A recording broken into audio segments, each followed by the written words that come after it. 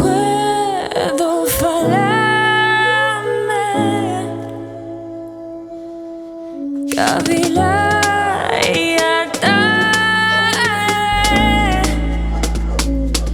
Per regalarme de una noite imaginaria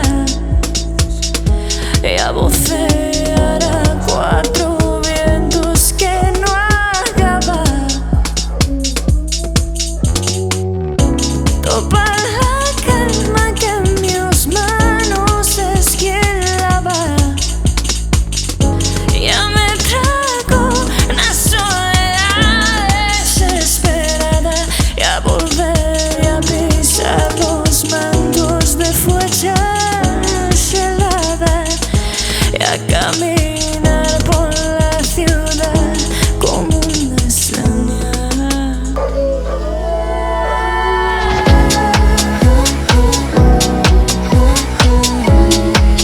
El ritmo de la ausencia que apague sus vasos.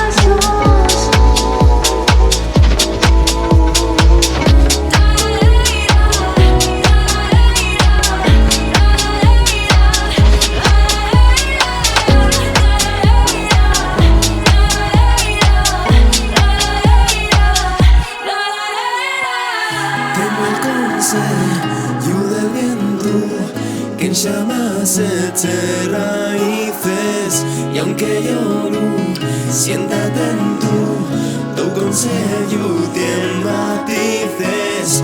Obliguéme a estar despierto, que nada me desanime. Espines y un futuro incierto, pero solo un